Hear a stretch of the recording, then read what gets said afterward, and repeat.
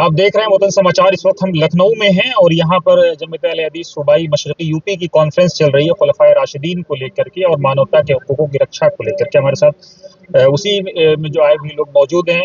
हजरत, सबसे पहले तो अपना नाम बताएं। अतीकुर रहमान, अतीक असर नदवी। अतीकुर रहमान साहब हैं, अतीक असर नाजिम जामिया इस्लामिया दरियाबाद। नाजिम जामिया इस्लामिया दरियाबाद से आपका ताल्लुक़ है। हजरत, आज यहाँ पर मानवता के हुकूक की रक्षा की बात हो रही है।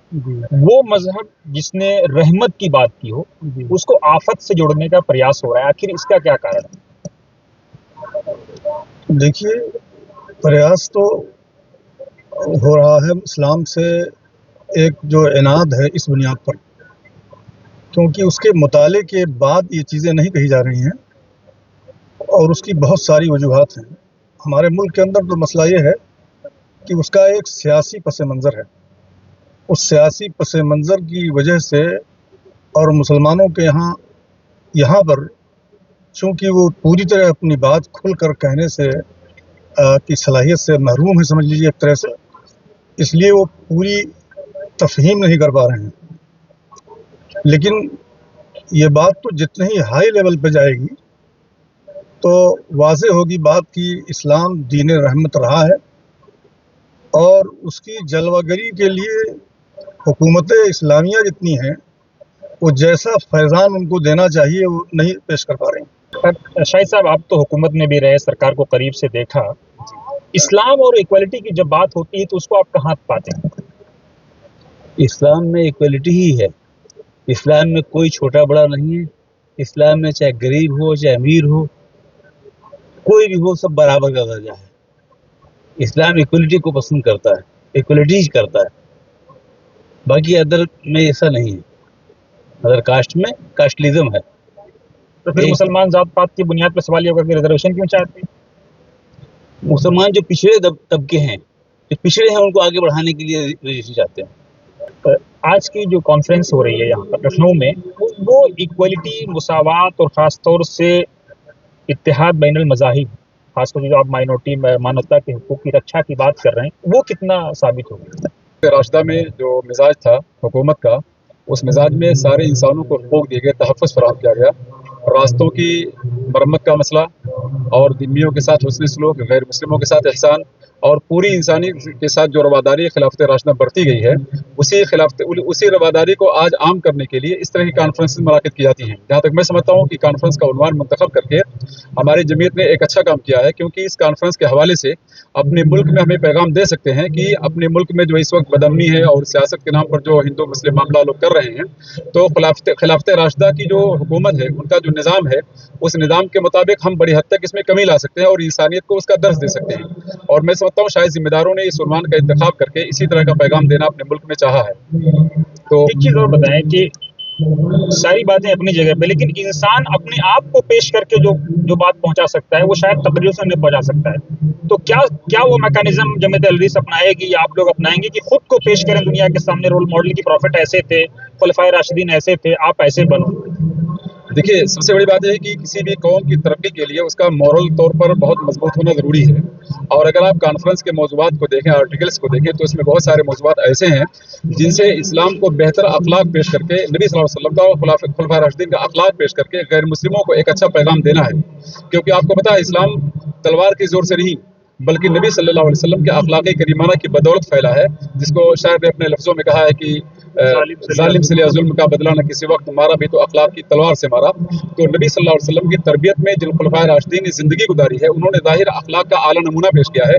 और उस नमूने को देख करके मफ्तूहा इलाके जो थे, वो मफ्तूहा इलाके अपने फातिहीन पे जश्न मनाते थे। अगर आप इंसानी तारीख देखें, हमारी इस्लामी तारीख देखें, तो आपको पता चलेगा किसी भी मुल्क के बाशिंदे अपने फातिहीन के औकात और तारीख को जश्न का माहौल नहीं देते हैं।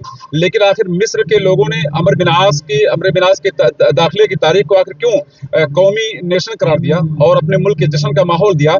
और इसी तरह बहुत सारे हमारे मुजाहिदीन हैं जिन्होंने अपनी राय को अच्छा पैगाम दिया। और जब वहाँ के लोगों ने वर्गलाया आवाम को मुसलमानों के खिलाफ, तो बरजस्ता तौर पर वहाँ के आवाम ने कहा कि हम जिस गुलामी और महकूमी की ज़िंदगी पहले बसर करते थे, उससे बदरजा औला ज़िंदगी हमारे लिए बेहतर है, जो आज सात समंदर पार से लोग आकर के हम पर हुक्मरानी करते हैं, क्योंकि उन लोगों ने मुआवजा किया था। उस कंपैरिजन की रोशनी पता लगाया था कि मुसलमानों ने जो अच्छा निज़ाम दिया वहाँ के राया को, वो हमारे मुल्कों के बादशाहों ने नहीं दिया था, चाहे वो ईसाई मुल्क के मानने वाले, ईसाई दिन के मानने वाले रहे हो या यहूदी दुनिया रही हो। क्योंकि अगर आपको यूरोप की तारीख का अंदाजा लगाना तो आपको पता चलेगा यूरोप की तारीकी का दौर था जिसमें इंसानियत और शराफत से बहुत दूर थे वो। फिर उनका मिडिल दौर शुरू हुआ जिसमें उन लोगों ने इंसानियत को पहचाना, फिर उनका अहद ज़र्री शुरू हुआ। तो अगर यूरोप की तारीख दौर देखा जाए तो उस तारीकी के दौर में यूरोप में इंसानी हुकूक बिल्कुल पामाल थे।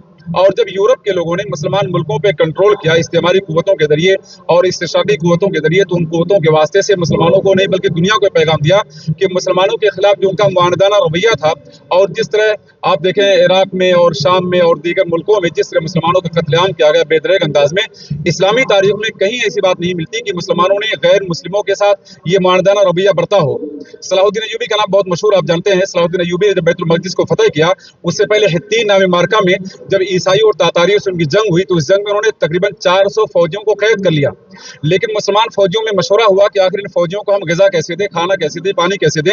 तो सूरत हाल पेश आई कि उन्होंने कहा कि इनको आज़ाद कर दो, क्योंकि किसी दुश्मन कौम को कैद करके गिरफ्तार करके भूखा मारना ये हमारे इस्लाम के खिलाफ है। चुनांचे उन्होंने आज़ाद कर दिया, जबकि हिकमत अमली ये थी कि उनको आज़ाद ना किया जाए, भूखा मार डाला जाए। तो इस्लाम ने कहीं भी जंग के मैदान में भी इस्लाम ने मुरव्वत, इंसानियत और हुकूक की रियायत की है।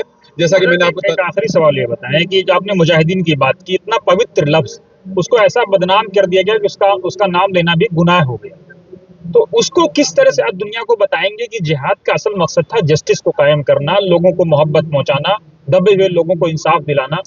देखिए, जहाँ तक मैं समझता हूँ इसके दो असबाब हैं। एक तो दाखिली असबाब का मतलब है वो हम मुसलमानों ने इस्लाम में जिहाद का जो मुकाम और तस्वुर है उसको सही तौर पे नहीं पेश किया। उसको सही तौर पे पेश करने का मतलब ये है कि आखिर अल्लाह के रसूल सल्लल्लाहु अलैहि वसल्लम जिन पर पहली आयत जिहाद सूरह हज के हवाले से नाजिल हुई, अगर उस आयत करीमा पे हम गौर करें तो आपको पता चलेगा कि अल्लाह के रसूल सल्लल्लाहु अलैहि वसल्लम को मजबूरी के दर्जे में जिहाद के लिए हुक्म दिया गया, क्योंकि मक्के से निकाले गए, कत्ल की साजिश की गई, मदीने में सुकून से नहीं रहने दिया गया, मदीने का मुहासरा किया गया।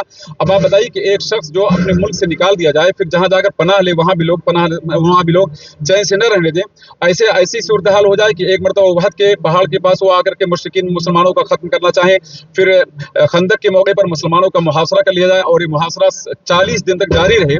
तो जरा बताइए, कोई भी इंसान जिसके साथ इस तरह से मुआनदाना रवैया बरता जाएगा, क्या उसे इस बात की इजाजत नहीं होगी कि वो अपना डिफेंस और दिफा कर सके? लोग इस बात को दुनिया के सामने पहुंचा क्यों नहीं पाए डिजिटल दौर में, उसको इतना बदनाम कर दिया गया? तो मेरा सवाल है। लोग पहुंचाने की कोशिश करते हैं, लेकिन वसाइल हमारे पास कम है जिसकी बुनियाद पर सही बातें लोगों तक नहीं पहुंच पाती हैं। और दूसरी बात है कि जो इस्लाम दुश्मन अनासिर उनके पास वसाइल की फरावानी है, वो लोग इस्लाम दुश्मनी पर अपनी मर्जी के मुताबिक इस्लाम के खिलाफ गलत बातें पेश करते हैं, जो बातें लोगों को मशहूर होती हैं। वरना अगर सच्चाई के साथ, इंसाफ के साथ जायजा लिया जाए तो इस्लाम में जिहाद का जो तस्वुर कहीं से भी खुरेजी और कत्ल गारिदगरी नहीं है, किसी के माल पर हमला करना नहीं है।